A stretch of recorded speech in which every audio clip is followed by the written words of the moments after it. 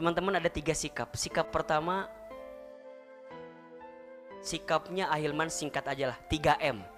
3M sikap terbaik untuk bisa tenang menghadapi sesuatu yang tak sesuai harapan kita. 1, M-nya adalah menerima.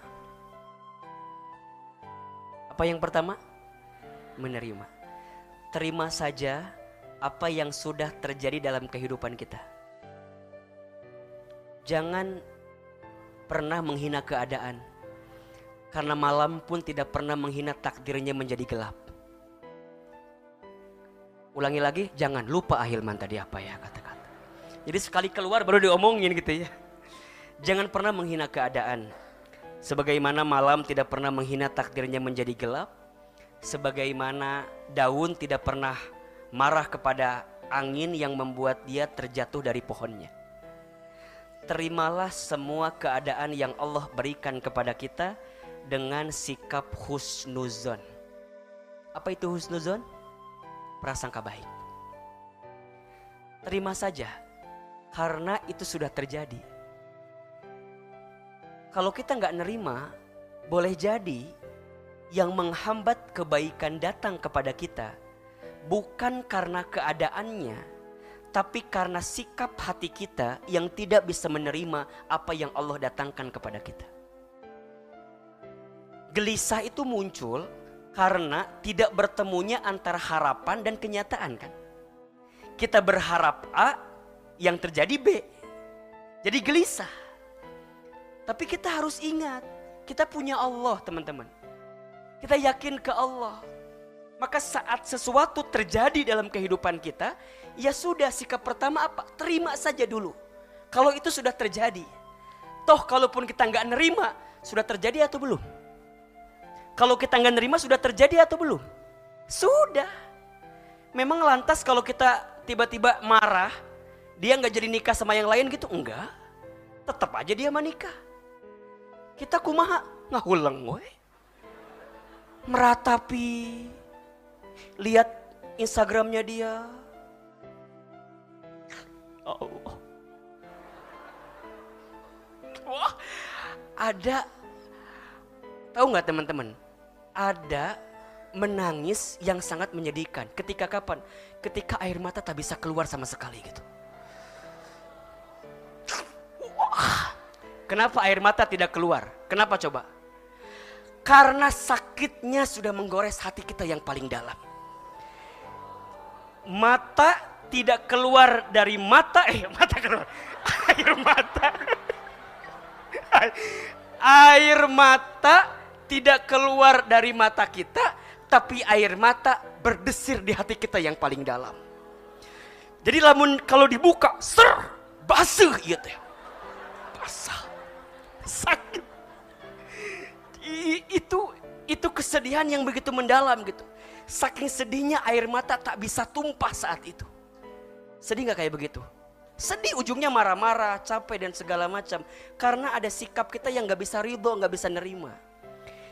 Ahilman, saya tahu harus nerima, tapi gimana caranya bisa nerima? Husnuzon, prasangka baik. Gimana caranya prasangka baik? Saya tahu Ahilman, saya tahu harus nerima, saya tahu harus husnuzon. Gimana caranya husnuzon? Ada 3 yang harus teman-teman pahami. Kita simpel-simpel aja kajiannya dah ya. Ini kan ngehibur yang patah hati gitu kan ya. Ini kajian yang ngehibur patah hati aja ya. 1, yakin semua yang datang dari Allah pasti yang terbaik untuk kita. Yakin gak? Yakin atau enggak? Ini belum yakin kelihatannya ini. Ini yang pertama nih, husnuzon, yakin yang datang dalam kehidupan kita itu pasti yang terbaik untuk kita. Nanti dibuka Quran surat Al-Baqarah ayat 216 dan boleh juga dibuka Quran surat An-Nisa ayat 19 kalau tidak salah. Coba kita buka. Kalau yang Al-Baqarah 216 sudah sering hafal ya. Ambil di pertengahan ayat sampai ujungnya. Wa asa an takrahu syai'an wa huwa khairul lakum. Wa asa an tuhibbu syai'an wa huwa syarrul lakum.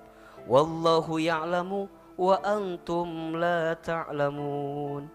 Boleh jadi kamu membenci sesuatu padahal itu baik bagimu.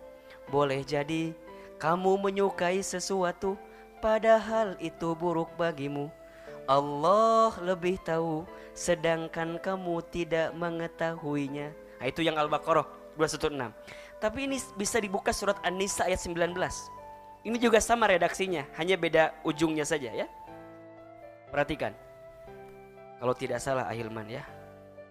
Lihat ujung ayat surat An-Nisa ayat 19. Fa'asa an takrohu syai'a wa yaj'alallahu fihi khairan katsira. Dan ya, boleh jadi kamu membenci sesuatu padahal Allah menjadikan kebaikan yang banyak pada kejadian itu. Ada? Ada nggak ayatnya? Boleh jadi kamu membenci sesuatu padahal di saat yang bersamaan begitu banyak kebaikan yang sedang Allah siapkan kepada kita. Jelas kira-kira? Jadi ketika ada seseorang yang kita harapkan kemudian pergi meninggalkan kita, sebenarnya Allah menginginkan kita untuk lebih sabar sedikit lagi karena Allah sedang menyiapkan yang lebih baik atau yang lebih indah daripada dia yang pergi meninggalkan kita. Tenang aja. Ya, tenang aja. Terus kumaha atuh Ahilman, dan dia jadi nikah. Ya terus tiba-tiba kalau teman-teman gak nerima, dia ngebatalin nikahnya. Kemudian balik ke kita kan enggak juga. Dia juga mikir lagi mau balikan sama kita kali. Bener tuh, mendingan yang anu lain kan, mending nyari yang lain. Jadi sikapnya apa? Ya terima aja. Terima dengan husnuzon, jangan ingat-ingat lagi tentang dia, maksudnya laki-laki itu atau perempuan itu, tapi langsung ingatnya ke Allah. Manusia bisa menyakiti kita, tapi Allah tak akan pernah menyakiti kita. Boleh jadi dia pergi meninggalkan kita karena Allah tahu kalau kamu memaksakan dengan orang itu, ada sesuatu yang boleh jadi gak baik untuk hidup kamu. Jadi Allah lepaskan kamu dengan orang yang kamu cintai karena Allah sedang menyiapkan dia yang lain untuk bisa mengisi hatimu. Ustadz, dia lain tuh kok banyak banget. Iya, kamunya mau, dianya gak mau, itu masalahnya. Tapi ya udah dia aja dulu gitu ya. Jangan mempersempit hati kita karena keadaan yang sempit dalam hidup kita, tapi lapangkan hati kita dalam kesempitan yang kita dapatkan. Karena saat kita bisa lapang menerimanya, Allah siapkan kebaikan di dalamnya. Kuncinya apa? Yakin Allah tidak akan mungkin menyakitiku. Yakin Allah tidak akan mungkin meninggalkanku. Kalau orang bisa meninggalkanku, tapi Allah gak akan mungkin meninggalkanku. Maka mikirnya, kalau ke Allah gak mungkin. Kok Allah gitu sih sama aku ya? Kok aku sakit belas segala macam? Gak akan begitu mikirnya. Karena kita tahu Allah Ar-Rahman, Allah Ar-Rahim, Allah Al-Malik, Allah Al-Quddus, Allah As-Salam, Allah yang maha segalanya. Ya Rob, Engkau pisahkan aku dengan orang yang aku cintai, karena hamba yakin ya Allah, Engkau sedang siapkan orang lain yang better, lebih baik daripada dia yang pergi meninggalkanku. Udah, terus sekarang gimana? Tutup lembaran tentang dia.